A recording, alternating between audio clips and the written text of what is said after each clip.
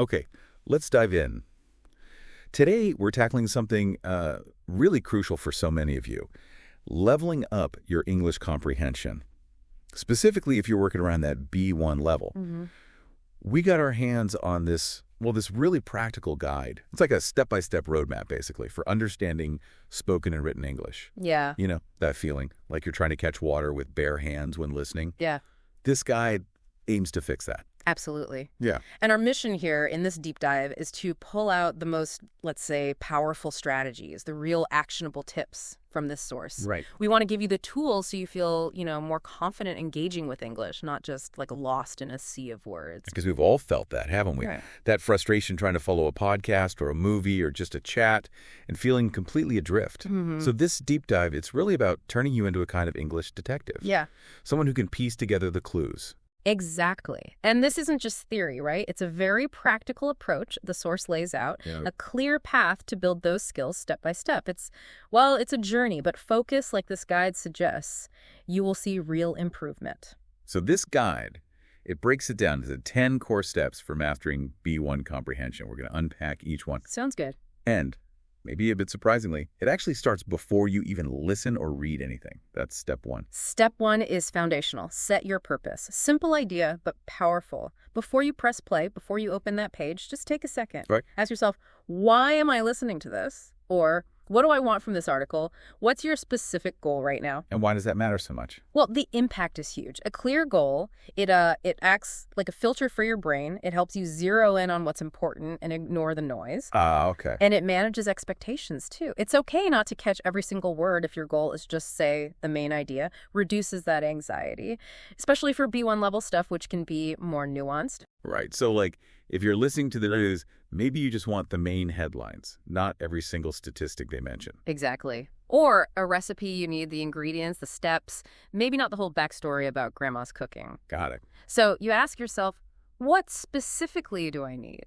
Am I after facts, opinions, the sequence of events, or just the overall feeling? And, your purpose might even change as you go along. But starting with one, it gives your brain a real head start. Okay, so for listening, maybe it's figuring out what different speakers think or following instructions step by step or just getting the main argument in a discussion. Precisely. And for reading, maybe you're looking for answers to specific questions you already have, or you want to summarize the main points quickly or understand the author's overall message. It sounds like such a small thing, setting a purpose. It is. But it has a massive impact on your focus and how much meaning you actually pull out. It's like preparing your brain for the task ahead, knowing what you're looking for. Okay, makes sense. So you set your purpose. You know why you're listening or reading. What about during the process? What should you focus on then? That's step 2, right? Step 2, yeah. This is about what you do while you're listening or reading, and it tackles a big fear. You won't understand every word, especially at B1. Oh, definitely. That's where the panic can set in. Right, and that guide says, that's normal. Don't panic. The key is to focus on 2 things. Key words and context clues. Keywords, like the important ones. Exactly, the heavy lifters. Nouns, verbs, adjectives, adverbs, the ones that carry the core meaning. Think about someone describing their day, even if you miss some small words, hearing, work, meeting, lunch, tired, home.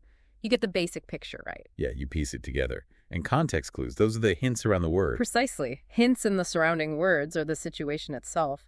The guide gives a great example. The interface was intuitive, meaning it was easy to use. It defines it right there. Yep. Or listening context, you hear boarding pass and flight. You immediately know it's about travel, even if you miss a technical term. Yeah. And in reading, look for clues like commas, dashes, parentheses setting off explanations, or phrases like such as, for example, in other words. They're signposts. So you're basically training yourself to make educated guesses, using what you do know to figure out what you don't. That's a perfect way to put it. It builds resilience, stops you from getting frustrated so quickly. You learn to understand piece by piece. It's a core detective skill. Right. Okay. So building on that, using clues, step 3 actually tells us what not to do, which is just as important sometimes. The step 3 is very direct. Don't translate every single word in your head. Focus on the gist. Why is that so bad, the word-for-word translating? Well, it's incredibly slow. For one, your brain is doing double duty hearing or seeing English, translating to your language, then trying to process that. You just fall behind, especially listening to natural speech. Yeah, I can see that. The real goal here is to train your brain to understand directly in English, to think in English as you listen or read. And focusing on the gist helps with that, getting the overall meaning. Exactly. Grasping the main idea, the overall message, even if some details are fuzzy. Think about watching a movie with subtitles. You follow the plot, the emotions, without consciously processing every single word on screen or spoken. That's a great analogy. So when you're listening, if you miss a word, don't stop, don't rewind mentally, keep going, try to catch the bigger picture. When reading, try to read in phrases, in chunks of meaning, not word by word. That definitely takes practice. And being okay with a bit of ambiguity at first. It does. It's a shift in mindset. But honestly, for many real-world situations, understanding directions, getting someone's opinion, following instructions, the gist is often enough. It moves you away from that rigid, learner-focused decoding to a more natural flow. Okay, so let go of needing 100% understanding all the time. Pretty much. Yeah. Find the value in getting the core message. Right. Now let's loop back to the before stage, because the guide has another prep step. Step 4. Step 4, yes. This is using pre-listening or pre-reading strategies. It's about warming up your brain, activating what you already know about the topic. Like looking at the title, or headings, pictures, maybe the little intro blurb. Exactly that. If you see a title like The Future of AI, your brain instantly starts pulling up related words and ideas you might already have. Technology, computers, maybe ethics. So it primes the pump. Precisely. It makes it easier to recognize those concepts when they appear. It reduces the mental load later because you're not starting from absolute zero. Can you do more? Like ask yourself questions beforehand. Oh, absolutely. Asking predictive questions is fantastic. What do I already know about this? What do I think this will be about? What kind of information am I expecting? Doing that helps build a kind of mental framework, a schema, where the new information can fit. It makes new ideas feel less foreign. For listening, maybe predict who the speakers are or what they might discuss. For reading, if the title is a question, maybe guess the answer. So it's being proactive, setting the stage for better understanding. Exactly. Much more effective than just jumping in cold. You're preparing your detective toolkit. All right, so you've prepped your brain, you have to focus on gist and keywords, avoid translation. Step 5 brings us back to the during process, but more actively. Step 5 is all about active listening or active reading, often using note-taking. This isn't about passively receiving information. It's about engaging with it as it comes in, processing it. So note-taking isn't just for lectures. Not at all, especially if the audio is fast or the text is dense. Jotting down keywords, main ideas, it helps you track the flow, remember things. Not full sentences usually, just triggers. Right, like if you're listening to something complex, maybe just scribbling down AI benefits, then new challenges, ethics, little anchors.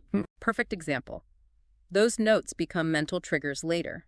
And for reading, it could be highlighting key phrases, underlining main sentences, maybe writing a one-word summary in the margin next to a paragraph. So the physical act helps. It does. It forces a deeper level of engagement. Writing reinforces memory. Now, the guide does caution don't let note-taking distract you so much you miss the next point. Use shorthand, abbreviations. Good point.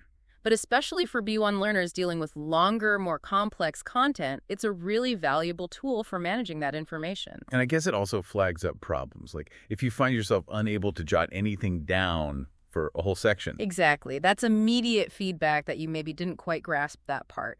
Tells you where you might need to focus later. Okay. So you've listened or read, maybe taken some notes. What's the crucial step after that initial engagement? Step 6. Step 6 is where you really cement your understanding. Summarize and paraphrase. This forces you to take what you've absorbed and express it in your own words. That's the hallmark of true comprehension. Okay, so summarize, that's like the short version, boiling it down to the main points. 2 or 3 sentences maybe. Exactly, the absolute core message. And paraphrase is slightly different. It's restating a specific idea, maybe a sentence or a short passage, using different words and sentence structure, but keeping the original meaning intact. So explaining a complicated bit more simply. That's a great way to use it, yes. If you can explain it clearly in your own words, you've definitely understood it. It moves you beyond just recognizing the language to actually internalizing the meaning. How do you practice this? After listening, pause it. Try to say the main points out loud. After reading a paragraph or section, cover it up and try to restate the key idea mentally or even write it down. And this must really show you where the gaps are, right? Absolutely. If you struggle to summarize or can't paraphrase a particular sentence, boom, you found a weak spot. It turns passive input into active output. And bonus, it builds your speaking and writing skills too.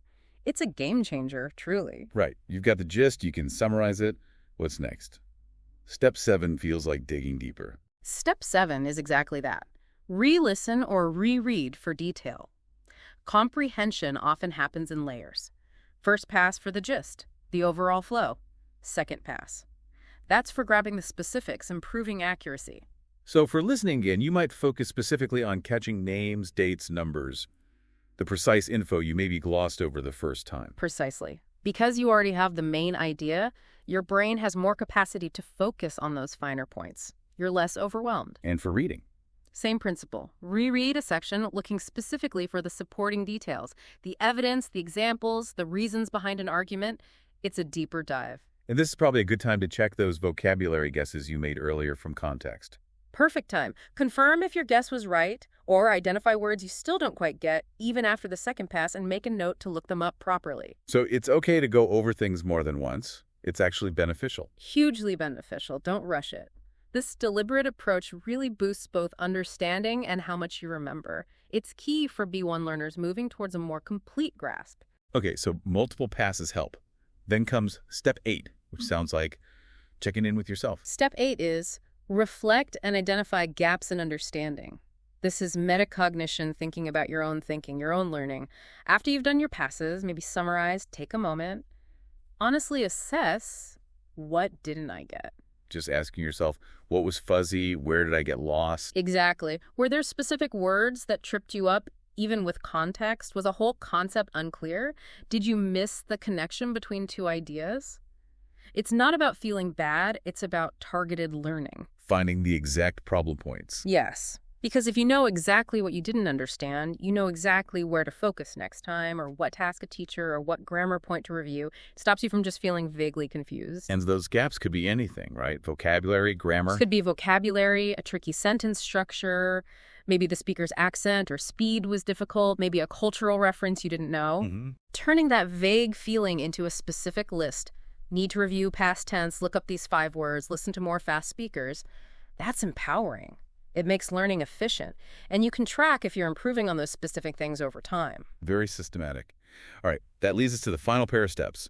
Steps 9 and 10, which the guide says work together. They absolutely do. Step 9 is the foundation. Consistent practice. This is non-negotiable. All of the strategies in the world won't help if you don't actually use them regularly. It's the use it or lose it principle, basically, like exercise for your brain muscles. Exactly like that. And it doesn't have to be hours every day. The guide emphasizes consistency over quantity. A little bit, often. So integrating it into a daily life. Yes. A short podcast on your commute, reading an online article at lunchtime, watching a quick video clip, even 10-15 minutes regularly is far better than one long session once a week. Yeah. And reviewing things you've learned before helps move it from passive recognition to active knowledge. Makes sense. And the partner to practice. Step 10. Step 10 is celebrate progress. This is so important for motivation. Learning a language takes time and effort. You have to acknowledge how far you've come. So noticing the small wins. Absolutely. Did you understand a bit more of that podcast this week? Did you figure out a complex sentence on your own? Did you manage to summarize an article fairly easily? These are victories. Recognize them. Yeah, sometimes we focus so much on what we can't do yet. Exactly. Take a moment. Compare yourself now to yourself a month ago or 6 months ago. The progress is usually there, and seeing it is incredibly encouraging. How should you celebrate? Huh? Throw a party. Yeah. Maybe not a huge party every time, but acknowledge it. Tell yourself, well done. Share your success with a language partner or friend. Maybe give yourself a small reward that makes you happy. Whatever works for you. And you said these two work together, practice and celebration. Yes, it creates a powerful, positive cycle. Consistent practice leads to noticeable progress. Celebrating that progress gives you the motivation and enthusiasm to keep practicing. A virtuous circle. I like that. It really is. So by applying these 10 steps, you're not just passively hoping to get better, you're actively taking control, building real comprehension skills, boosting your confidence, and moving steadily towards fluency. Wow. Okay. That's quite a roadmap, from setting your purpose way back at the start all the way through active engagement, reflection, and then that crucial cycle of practice and celebrating progress. It's a really solid framework. These aren't just random tips. They build on each other to make you a much more effective and, importantly, more confident listener and reader in English. So the message is, keep applying these steps, keep learning, keep growing, and try to enjoy the journey too. Definitely. And maybe a final thought. As you get better at being this English detective, start thinking about how you can use these skills not just when you sit down to study. Oh, how do you mean? Well, look for those clues. Try to piece together meaning in the English you just encounter randomly in your day, maybe overhearing a conversation in a cafe or catching a snippet of news. See if you can apply these detective skills even when you're not on duty. Thanks for listening, and if you found the video helpful, please hit the like button. Make sure to subscribe to my channel so you never miss an episode and share it with others who might benefit. And if you have any questions or topics you'd like us to cover in future episodes, we'd love to hear from you. So your feedback is really important to us. And if you want to continue learning right now, here in this playlist, you'll find helpful videos for English listening practice. You might want to watch it next. Thanks for listening. Bye-bye.